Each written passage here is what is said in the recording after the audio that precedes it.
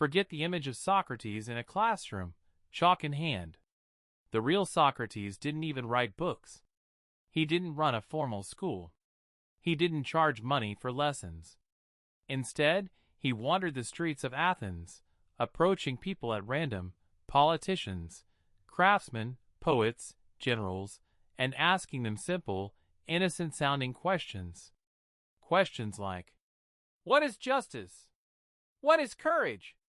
What is wisdom? The catch?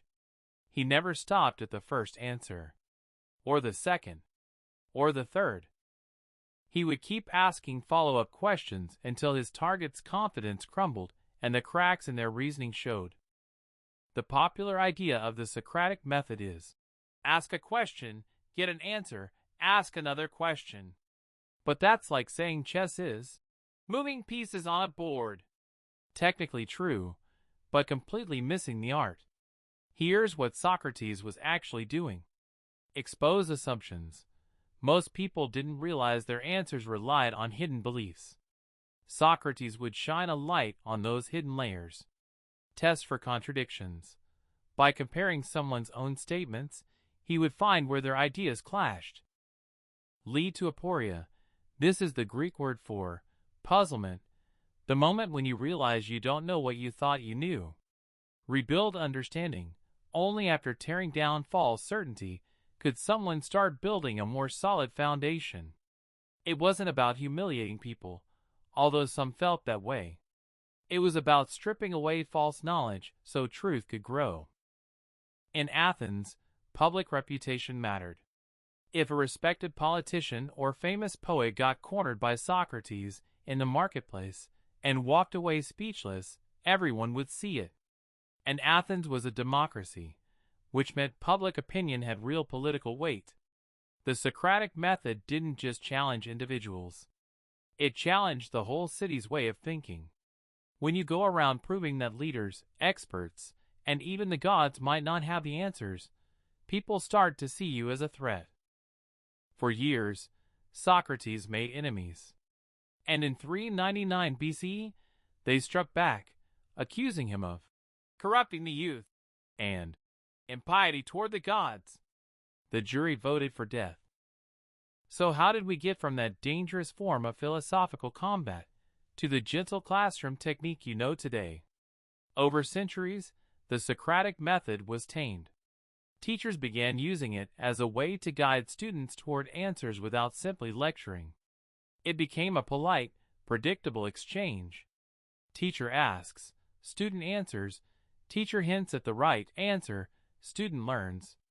But Socrates never handed out right answers. In fact, he claimed he didn't have answers. He only knew that he knew nothing. That's the paradox. The real Socratic method wasn't about transferring information. It was about teaching people to question everything, including their own beliefs. You don't have to roam the streets of a modern city in a toga to use this. Here's how you can apply it today, whether in a debate, a conversation, or your own self-reflection. Start with a big concept. Pick something people think they understand. What is success? What does freedom mean? Ask for definitions. Make them define the word in their own terms. This is where assumptions hide. Find the exceptions. Ask, can you think of a time when your definition wouldn't work? Seek consistency. Compare their definition with other things they believe. Do they match or do they conflict? Stay curious, not combative. Socrates wasn't a bully. The goal is insight, not victory. One of the most fascinating parts of the Socratic method is aporia, that uncomfortable moment when your mental map doesn't match reality. Most people hate it. We're wired to prefer certainty, even false certainty. But Socrates saw aporia as the starting point for real wisdom. If you can sit in that discomfort without rushing to patch the hole with a quick answer, you open yourself to deeper truths. That's why the method is still so powerful today. It's a mirror. It shows you what's really holding up your beliefs, or whether there's anything there at all. In our world of instant opinions and endless hot takes, The Socratic method is almost a superpower. It slows conversations down. It replaces shouting matches with curiosity. And it forces us to admit what we don't know, a rare skill in any era. Maybe that's why, 2,400 years later, Socrates is still one of the most dangerous thinkers in history. Because the moment you start asking real questions, you can never go back to blindly accepting easy answers. The next time someone throws out a confident opinion, try a little Socratic magic. What do you mean by that?